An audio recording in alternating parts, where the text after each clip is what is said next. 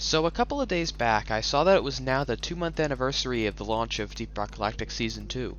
Now that the new secondary weapons have been out for a decent amount of time and the balance patches have mostly stopped coming in, I thought I'd do a bit of a retrospective on the secondaries and how I've come to use them. Let's start with the Wave Cooker. This one has actually replaced the EPC in my favorite driller build, being paired with the Sludge Pump. I have it built pretty simply, an independent DPS build to deal with smaller crowds over longer distances. My original secondary for this loadout was the EPC with Flying Nightmare, and the Wave Cooker has proven to handle better in the long run. It doesn't pack quite as much of a punch as Flying Nightmare, but it does kill grunts in 1.2 seconds, which is pretty decent. It's also far better at dealing with distant targets, and no other secondary in the game chews through swarmers and shockers like this one.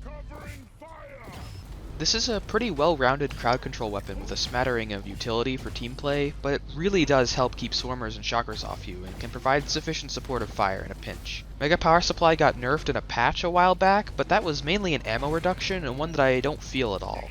Paired with the absolute ammo-efficient monster that is the Sludge Pump, the shortfalls of this weapon, being tough on tough targets, are mostly hidden.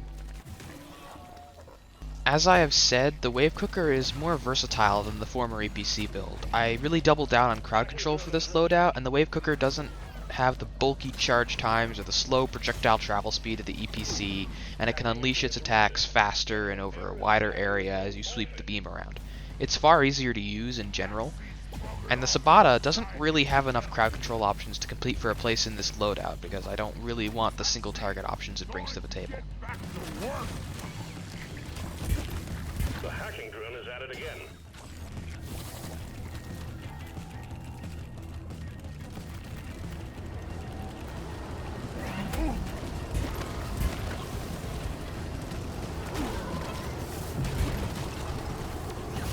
Keep the hacking drone secure. Get those bastards over the hacking drone. Now, damn it. Moving on to the Shard Diffractor, I'll be honest, despite my initial glowing review, this one, ironically enough, is the only one that didn't make it into one of my main loadouts. It's not bad by any means, it just doesn't compare to the instant satisfaction of a well-placed PGL. If I were to use it, my build of choice would be Volatile Impact Reactor, which is what I called out in my first look video as Sticky Flames the Overclock. It has a fantastic crowd control capability while not sacrificing much DPS when needed. It's also 100% accurate at any range. The PGL feels more satisfying to use in all my loadouts, not to mention the movement utility it provides through RJ250, but this is a solid second place, considering I never really liked the Breach Cutter that much.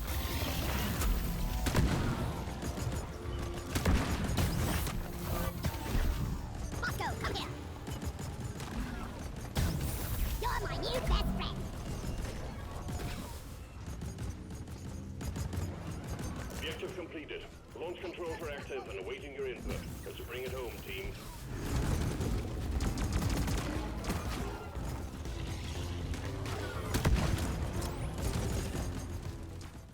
Up next, we have the Coilgun. This one managed to supplant the Bulldog as the combo to my Burning Hell minigun build. It packs more of a punch on its own and has more utility geared towards crowd control.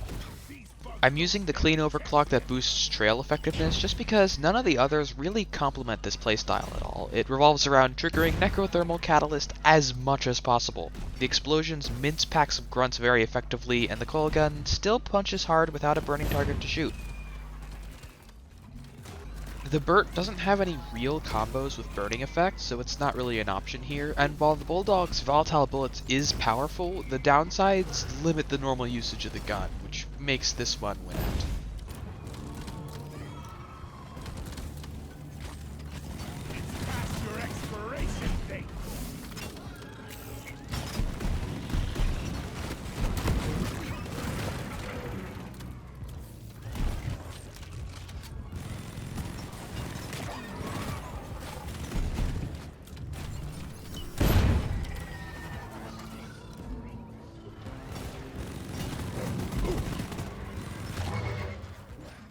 And last but not least, we have the Boltshark. This one managed to sneak into my M1000 loadout, replacing the boomstick. I run Chem Bolts and Trifork Volley with the Magnetic Shafts upgrade. The Chem Bolts are for dealing with crowds, something Scout was woefully underprepared for usually, and they work really well even after their bug fix / nerf. And the Trifork is for bursting down tougher targets. Electrocute an enemy with the electrocuting focus shot overclock from the M1000, then shoot in their general direction. The spike damage is ridiculous. I never really liked the Nux much, so they didn't have much of a chance competing for this spot. The boomstick has some utility, but I was mainly using it as a movement tool, and having both crowd control and burst options on the same weapon was better than that extra mobility.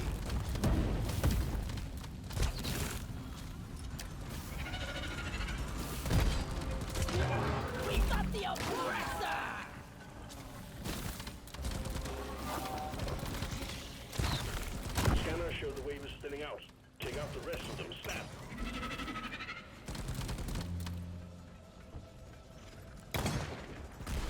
Lighting up!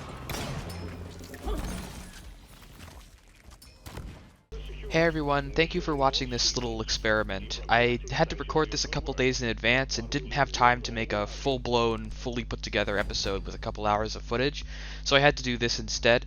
Don't worry about Hollow Knight, that's coming back next week. I just didn't have the whole time to record the full episode. So thank you for watching, and I will see you next week back for Hollow Knight.